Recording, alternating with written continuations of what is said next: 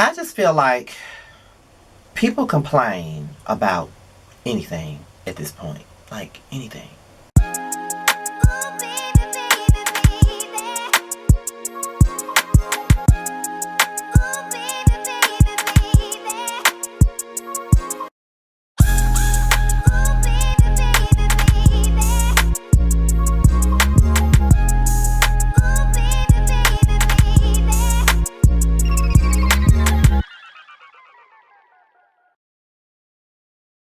What's going on, you guys? It's your boy Scotty, and we're here for my review of the Come Up New York Season 3, Episode 7, alright? So we're gonna get right on into this shit.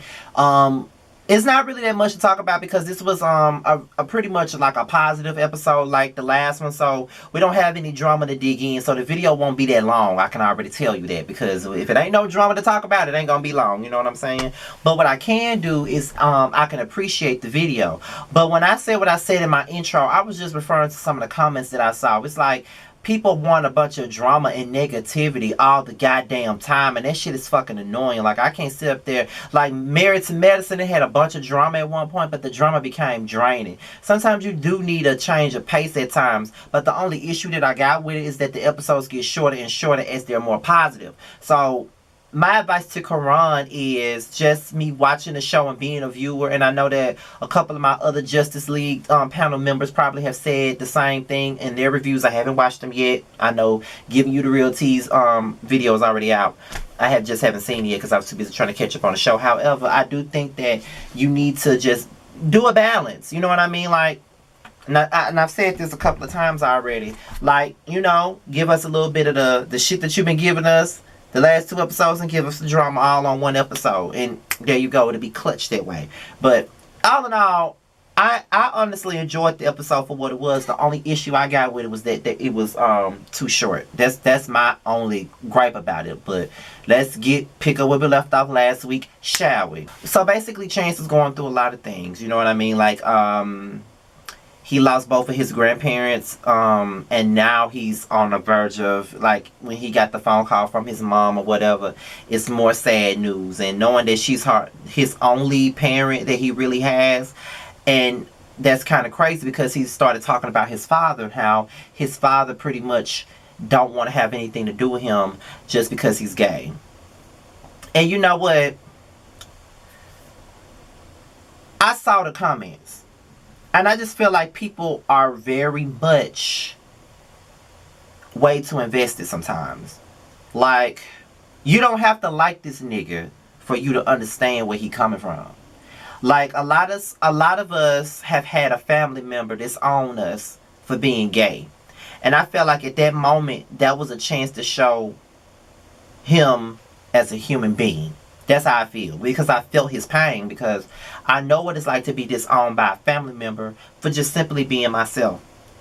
I never had nobody disown me to the point to where they threatened to kill me and shit like that. Like, that has to be a lot. And I feel like Chance has a lot of pent up aggression, and I feel like the only way that he can treat that is by going to therapy. And I am all for mental health. Honestly, I am. Like, when I say somebody need to go to therapy, that ain't no joke, because I've been to therapy. And I feel like therapy is a help to everybody. And I know that Chance watches my videos from time to time, so I'm going to say this to you. I felt your pain. You know what I mean? Like all y'all do fuck shit on the show. I could really put that fuck shit aside if y'all talking about some real shit like that. You know what I mean? Like, I saw comments like, I don't give a damn, like, he got a fucked up attitude, I really don't care. You know what I mean? I saw comments like that, and I'm like, really? You know what I mean? Like, there's a lot of motherfuckers on this show that I don't particularly care for as a cast member, or at this point, probably as a damn person, because they don't fucking care for me. But that's another topic for another day. I ain't even gonna go there. However, I just feel like at some point you got to put your dislike for a person aside and just understand where the hell they coming from. And I just understand where the hell Chance coming from, because he has this thing where it's like he's mad at the world when it's not the world that's the issue. It's the things that he's been surrounding himself with.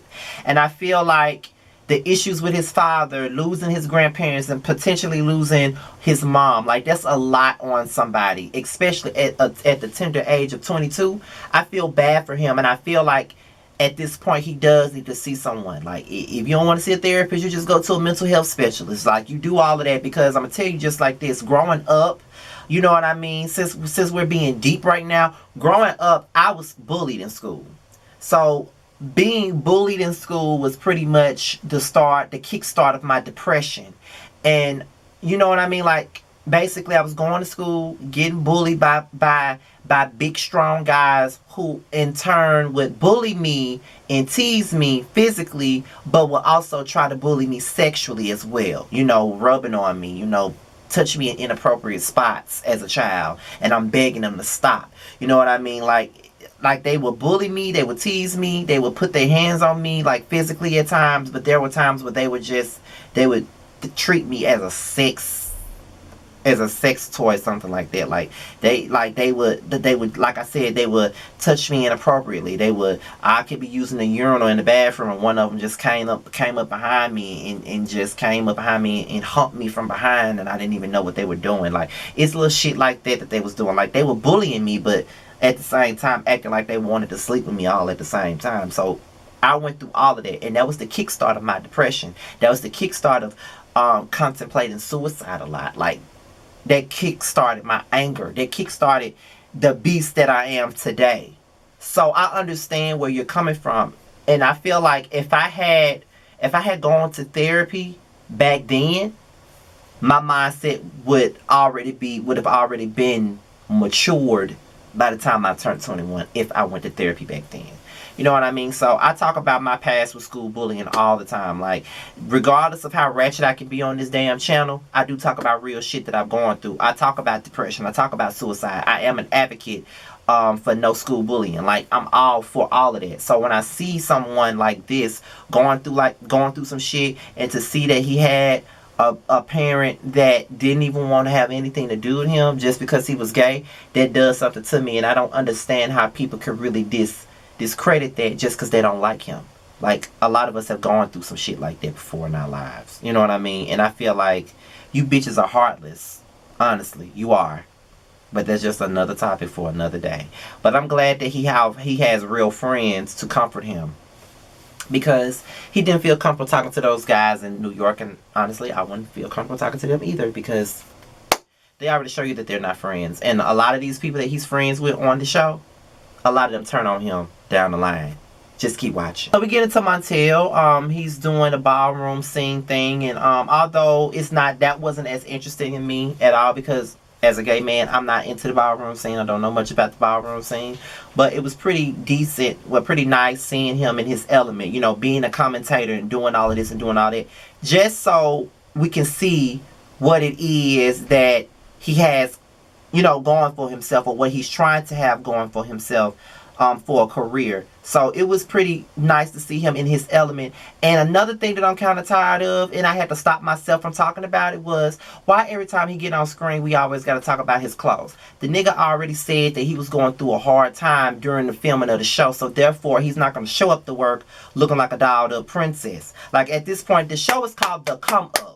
Sometimes you have to show the struggle as you're climbing the ladder. And right now we're watching Montel's struggle to the ladder.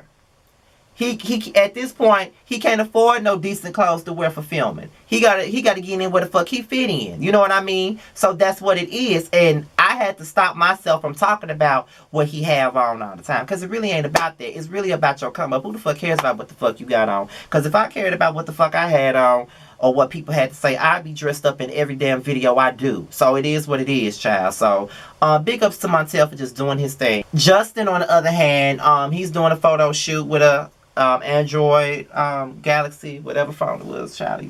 And he's doing a fundraiser for the homeless youth.